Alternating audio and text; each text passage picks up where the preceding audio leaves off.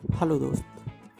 Hello दोस्त, आज की इस स्टोरी के बाद आपके अंदर कभी भी मनोबल की कमी नहीं होगी।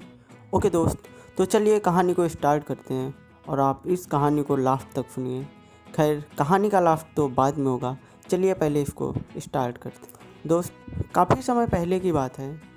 एक राजा के पास एक हाथी था। उस हाथी पर चढ़कर राजा ने कई सारे युद्ध में विजय हासिल की थी। यह हाथी जब छोटा था तब से उसे इस तरह से प्रशिक्षित किया गया था कि वह युद्ध कला में खूब प्रवीण था। युद्ध में सेना के आगे चलते हुए यह पर्वत सा हाथी जब गुस्से से चिघाड़ता हुआ दुश्मन सेना में घूमता था तो दुश्मनों के छक्के छुड़ा देता था। इस तरह इस बलवान हाथी की कीर्ति चारों दिशाओं में फैली हुई थी। धीरे धीरे समय के साथ वृद्धावस्था की ओर बढ़ने लगा। उसकी चमड़ी ढीली होने लगी। उसकी जवानी का जोश भी और पराक्रम धीरे धीरे खत्म होता जा रहा था। अब उसे केवल हाथीशाला में रखा जाने लगा। उसका महत्व कम होने के कारण उसका पहले जैसा ध्यान नहीं रखा जाता था। उसे मिलने वाले खाने में भी अब कमी कर दी गई। कई बार तो बुढ़े सेवक के ध्यान न देने की वजह से उसे भूखा प्यासा भी रहना पड़ता था। इन दिनों ठीक से पानी नहीं मिलने के कारण और एक दिन बहुत प्यासा होने के कारण वह हाथी हाथीशाला से निकलकर एक पुराने तालाब के किनारे चला गया। वहाँ उसने खूब छककर पानी पिया और नहाने के लिए गहरे पानी में उतर गया। तालाब में ज़्यादा कीचड़ होने के कारण वह वृद्ध हाथी उसमें फंस गया।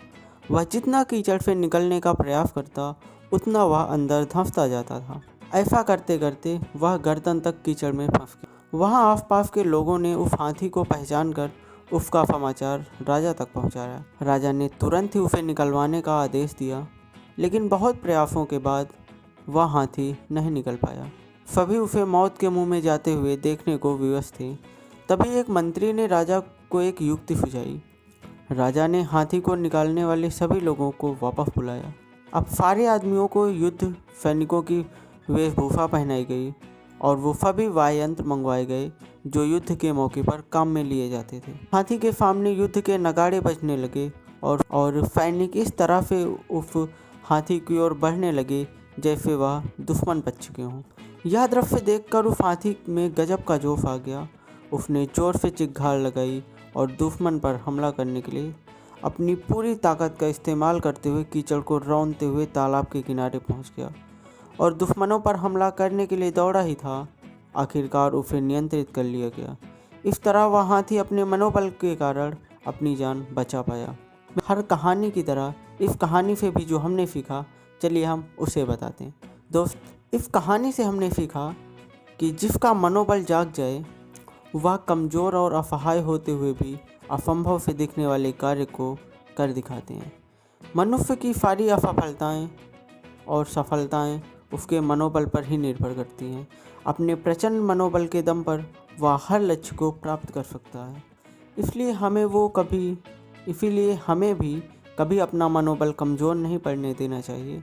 हो सकता है कुछ असफलताएं मिलें, लेकिन हमें दोगुने उत्साह के साथ वापस उठ खड़ा होना चाहिए और फिर से भरपूर प्रयास करना है। दोस्तों, कामयाबी झक मार कर अपने पास आएगी। यह कहानी आपको कैसी लगी दोस्त, ये आप हमें कमेंट में ज़रूर बताएं और इसे अपने दोस्तों के साथ शेयर भी करें, क्योंकि हो सकता है किसी को इस समय इसकी सबसे ज़्यादा ज़रूरत हो। मेरे दोस्त, हम मिलते हैं फिर नेक्स्ट कहानी में। तब तक के लिए बाय बाय, टेक केयर, हंसते रहिए।